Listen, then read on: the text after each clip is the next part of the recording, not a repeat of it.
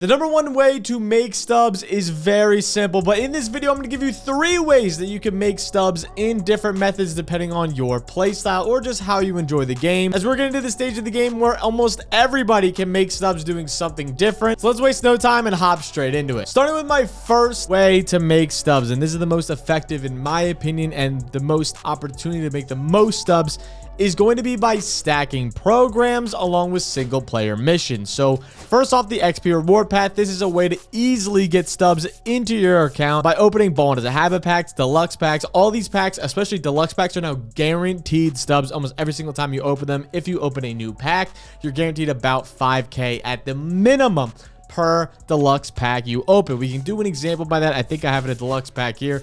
We can just rip a deluxe choice pack here. I'll give you an example. We pick New Threads 2.0. You are guaranteed at least 5K out of this pack at the minimum.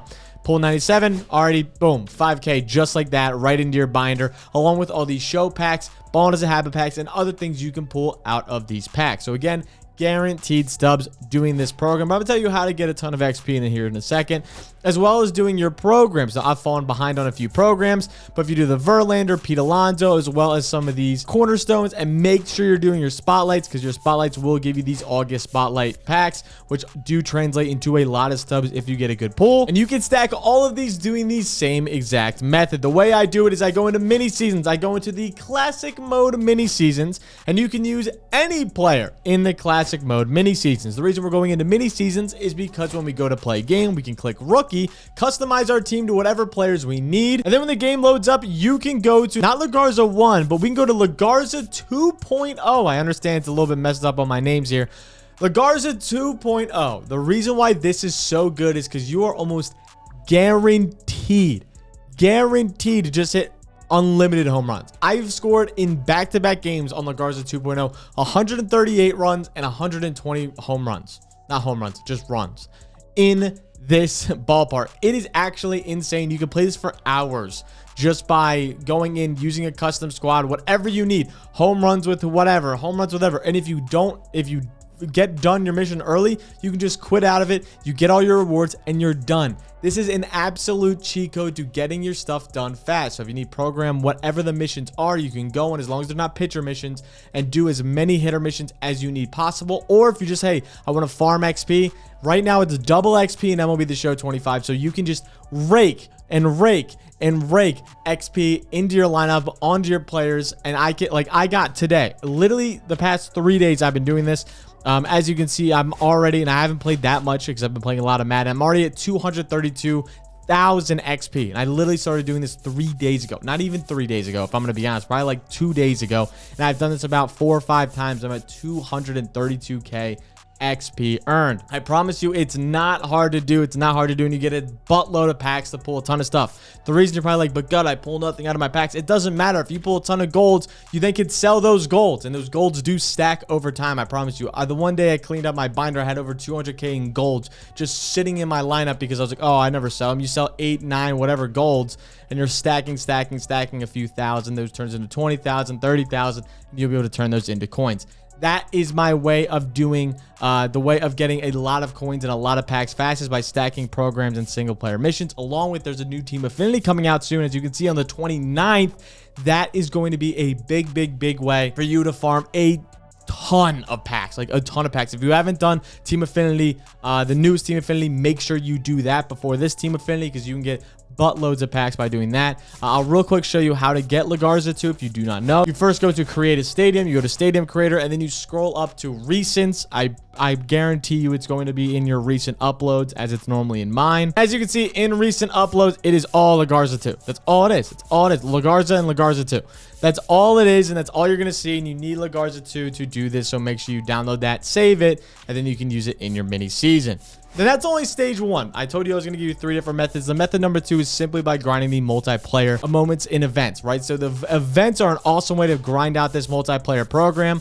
I've done it, again, just a few days, and you get premier choice packs. You also get a 50-pack bundle at the end of it with a chase pack reward. So that is a lockety lock at the end, so make sure you get to that point. With that being said, though, it's super easy to do. Right now, the event is awesome. All you have to do is play with players that have an odd number jersey. That is like the majority of players in this game. As you can see, this is like all of my starting lineup damn near is you can use because they have an odd number jersey, and events are super easy 3-inning games that you can just rake on. Again, it's double XP as well to get a ton of missions done, as well as make sure you're playing some ranked seasons. Right now, Weekend Classic is going on. I didn't play ranked before this, so I'm just stuck in Gold 1, but I'm going to be playing this on stream on Monday, so make sure to pay attention for that. And again, you can get a ton of rewards. Even at Gold 1, I can get 7K, 5K, 5K just for winning games. If I pull a Weekend Classic pack, that is a guaranteed 200K right now with the price of Randy Johnson and Jackie Robinson where they are. Guaranteed 200K. If I win up to 5 games, I can get 400K. Plus, you get a chase pack. Plus, you get a Premier Choice pack. Plus, you get 12 bonus of habit packs. This is a game-breaking, stub-making method. I promise you. The doing your Weekend Classic is a must. I don't care if you're bad. If you win 1 game, you still get 12 bonus of habit packs. You have to make sure you're doing that. That's method number 2. And the last method is something I've been doing recently, and that's flipping cards at night to the morning. You're probably like, why does that matter? Around 6 to 8 p.m. in this game is when the market kind of floods a little bit, and we see a lot of price dips. For example, yesterday I bought Randy Johnson, for 202. This morning he was going for 246. I understand there's 10% tax. So again, he's not the best example as he's 200K. So that's going to be a lot of tax. As you see, there's like 30K differentials in these cards overnight. Last night, Jake Arrieta was going for 106K. Now he went up to 140K earlier today. Again, these are stubs you can be making from the morning to the nighttime. The reason why is the morning, there's less players on, there's less sales going on, there's more people buying, not enough people putting up.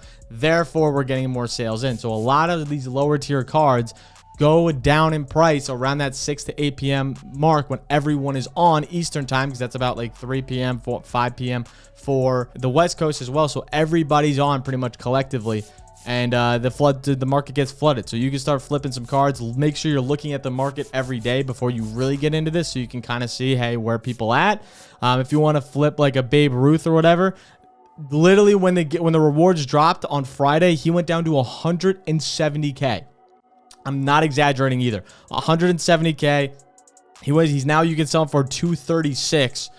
That's nuts. That's nuts profit if you flipped him on the 2 days. Like, this is nuts. There's a ton of these cards, for example, that when new cards drop, their prices dip and then they bounce back. Flipping cards is very easy to do. You just have to be patient. It does take a little bit of time, and make sure you're monitoring the market before you do it. I think it's a really good method though. Buy at night, sell in the mornings, and you can do a really well job there. Or you can buy when a content drop hits and then sell like 2 days after if they're still a really good card, and then you can keep it rolling. Those are kind of my 3 methods for making stubs right now in MLB The Show 25. I understand some people aren't going to like some of these methods. I understand some of them take a little bit of time. I think the Lagarza method is foolproof unless you have everything completed in this game and you're just kind of sitting there waiting for the Team Affinity. If you're doing that, Team Affinity will bring you hundreds of thousands of stubs. I promise you'll bring you hundreds of thousands of stubs, and we're only 5 days out from it. So make sure to look forward to that. Team Affinity is going to drop then, as well as the Lagarza method right now will get you almost done every single program you need. Again, I scored literally over 100 runs in multiple games on Lagarza 2 in mini seasons. So make sure to take advantage of that. With that being said, if you enjoy this style of content, make sure to leave a like, make sure to subscribe, also the fun shit down below. I'll make sure to catch you guys next time. Peace out.